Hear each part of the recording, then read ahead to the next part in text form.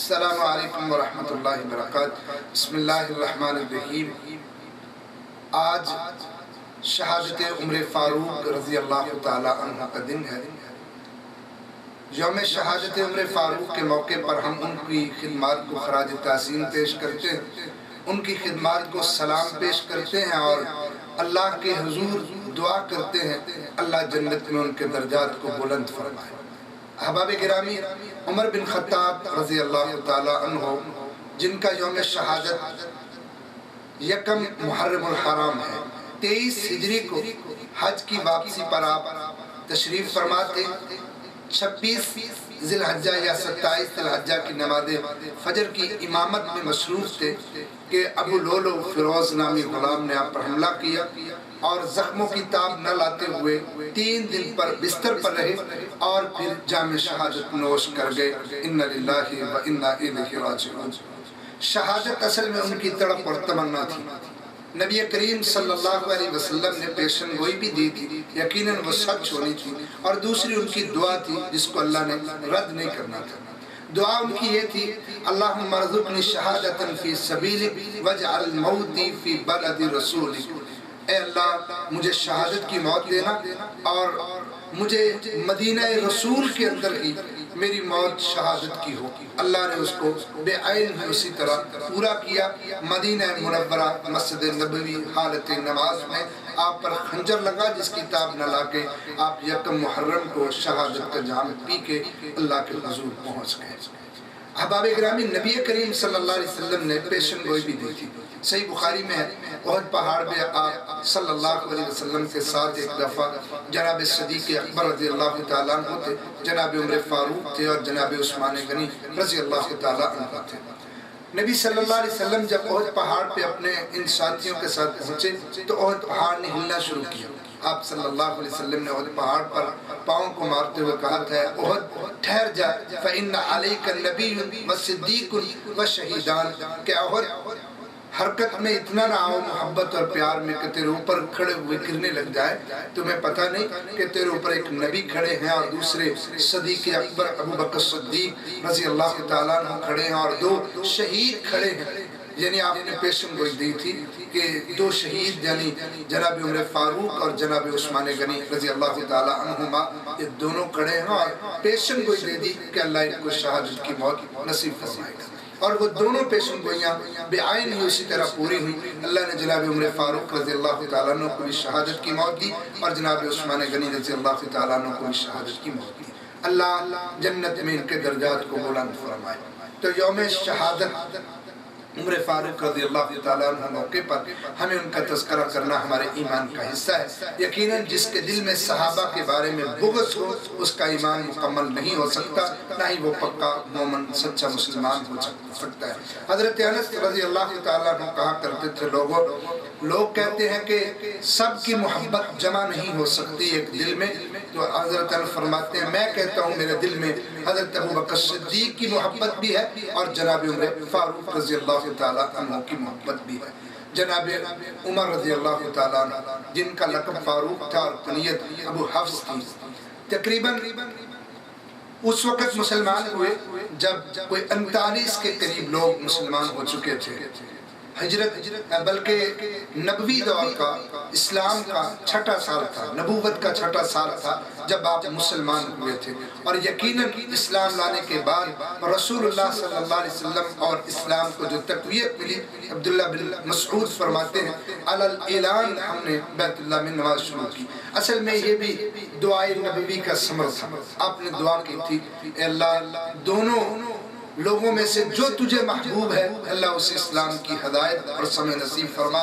ایک آپ نے ابو جہل کا نام لیا تھا اور ایک آپ نے عمر بن خطاب رضی اللہ تعالیٰ عنہ کا نام لیا تھا۔ اللہ نے عمر بن خطاب کو چنا محمد کریم صلی اللہ علیہ وسلم کے لیے اور دین اسلام کے لیے۔ احباب گرامی، جناب عمر فاروق رضی اللہ تعالیٰ عنہ کو جو اللہ نے مقام دیا، جو عظمت اور فضیلت دی، ان کا تذکرہ کرنے کے لیے بڑا لمبا وقت چاہیے۔ اشارہ کر دیتا ہوں کہ اللہ نے ان کو وہ مقام دیا تھا کہ جب یہ بولتے تھے اور رائے دیتے تھے اللہ قرآن بنا کے نازل کر دیتا تھا۔ آپ دیکھیں نا، حجاب کے بارے میں، شرعی پردے کے بارے میں رسول اللہ صلی اللہ علیہ وسلم سے ایک خواہش کی کہ آپ کے گھر والوں کے سامنے ہر اچھا برا پیش ہوتا ہے، کیوں نہ وہ اوڑھنی لے کے آیا کریں۔ اللہ نے پوری شریعت کے اندر ایک قانون بنا کے پوری کائنات کے لیے یہ قانون بنا دیا کہ خواتین کسی غیر محرم کے سامنے بغیر حجاب کے نہ جایا کریں۔ مقام ابراہیم پر خواہش کی تھی کہ یہاں نماز نہ پڑھنے، تو اللہ نے قرآن نازل کر کے کہا تھا وَاتَّخِذُوا مِن مَقَامِ إِبْرَاهِيمَ مُصَلًّى، کہ جہاں جو نماز 2 رکعت نہیں پڑھے گا اس کا نہ حج قبول ہوگا نہ عمرہ قبول ہوگا۔ ایسے ہی رسول اللہ صلی اللہ علیہ وسلم کے پیارے صحابی عمر بن خطاب نے خواہش کی تھی اللہ یہ شراب جو ہے یہ کوئی اچھی چیز نہیں ہے، اللہ نے بتدریج شراب کو حرام کر دیا۔ عمر بن خطاب رضی اللہ تعالیٰ عنہ کے زبان پر اللہ نے حق جاری فرمایا تھا۔ رسول اللہ صلی اللہ علیہ وسلم کا فرمان ہے کہ اللہ نے حق کو عمر بن خطاب کی زبان پر جاری فرما دیا ہے۔ آپ صلی اللہ علیہ وسلم فرمایا کرتے تھے لو کان بعدی نبی لکان عمر بن الخطاب، لوگوں میرے بعد اگر نبوت کا دروازہ کھلا ہوتا اور کوئی نبی بنتا تو وہ عمر بن خطاب میرے بعد نبی ہوتے، لیکن لا نبی بعدی، میرے بعد نبوت کا دروازہ بند کر دیا گیا ہے۔ احباب گرامی، عمر بن خطاب رضی اللہ تعالیٰ عنہ وہ شخص سے کان وقافا عند کتاب اللہ، اللہ کے قرآن کی بات آتی تو سب کچھ چھوڑ کے اللہ کی کتاب کو پکڑ لیتے۔ عدل و انصاف کی مثالیں مشہور ہیں۔ ایک دفعہ ایک چادر مال غنیمت کے اندر آئی، لوگوں نے کہا اس چادر کو آپ اپنی بیوی کو جو حضرت علی رضی اللہ تعالیٰ عنہ کی بیٹی ہے، پیغمبر علیہ السلام کی نواسی ہے، آپ اس کو یہ چادر تحفے میں دے دیں جس کا نام ام کلثوم ہے۔ عمر بن خطاب رضی اللہ تعالیٰ عنہ فرمانے لگے آج میں یہ چادر ام سلیب کو دوں گا، چونکہ ان کے بڑوں کی قربانیاں اسلام کے لیے بہت ہیں، اور وہ خاتون بھی وہ ہے کہ جو میدان جہاد میں مسلمانوں کی معاونت کیا کرتی تھی، آج میں اس کو دوں گا۔ اپنی بیوی کو خوشبو تقسیم کرنے کے لیے نہیں دیتے تھے تاکہ خوشبو کہیں اس کے ہاتھوں میں نہ لگ جائے اور لوگوں کو یہ خوشبو جائے، اس سے زائد اس تک پہنچے اور کہیں عدل کے خلاف کوئی کھڑا نہ ہو جائے کہ عمر کے گھر کے اندر زیادہ چیز ہے اور لوگوں کے ہاں تھوڑی ہے۔ اور وہ عمر جو کھڑے ہوتے تھے تو لوگ پوچھ سکتے تھے کہ یہ قمیص کہاں سے آئی، جبکہ جو تقسیم کپڑا ہوا ہے اس سے کسی کی قمیص نہیں بنتی، تو وہ اس کا جواب دیتے تھے کہ بیٹے نے مجھے ہدیہ کی ہے۔ احباب گرامی، اللہ ہمیں ایسے حکمران نصیب فرمائے۔ دنیا نے عمر لاز کو اپنایا اور وہ کامیابیوں کی سیڑھیوں کو طے کر کے ترقیوں کی راہ پر گامزن ہے، لیکن آج ہم نے اپنے پیارے صحابہ اکرام کے نقش قدم سے اپنے قدموں کو ہٹا لیا، تزلزل کا شکار ہوئے، تنزلی ہمارا مقدر بنی اور قوموں نے ذلت کو اپنا لیا صرف اس لیے کہ ہم نے صحابہ اکرام کے نقش قدم کو چھوڑ دیا۔ آئیے فَإِنْ آمَنُوا بِمِثْلِ مَا آمَنْتُمْ بِهِ فَقَدِ اهْتَدَوْا، اگر ہم ہدایت چاہتے ہیں تو صحابہ اکرام جیسا ایمان لا کے ان کی سیرت کو اپنا کے اپنی محبت ویسی نبی صلی اللہ علیہ وسلم اور آپ کی تعلیمات سے کریں جیسے وہ کرتے تھے۔ صحیح بخاری میں آپ صلی اللہ علیہ وسلم کے ساتھ ایک دن عمر بن خطاب رضی اللہ تعالیٰ عنہ جا رہے تھے، آپ نے فرمایا عمر مجھ سے کتنی محبت کرتے ہو؟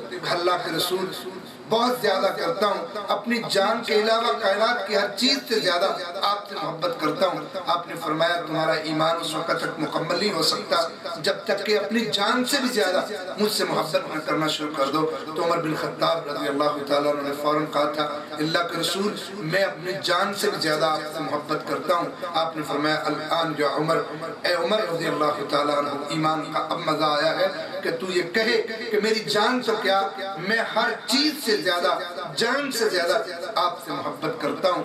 اسی کے بعد انسان کی ایمان کی معراج طے ہوتی ہے۔ عمر بن خطاب رضی اللہ تعالیٰ عنہ کا ایمان اتنا پھر بلند مقام پر تھا، بلند رتبے پر تھا کہ آپ کہا کرتے تھے عمر جس راستے پر تم چلتے ہو شیطان بھی وہ راستہ بدل لیتا ہے۔ اللہ سے دعا کیجئے اللہ ہمیں صحابہ اکرام کے نقش قدم پر چلنے کی توفیق نصیب فرمائے۔ وآخر دعوانا الحمدللہ۔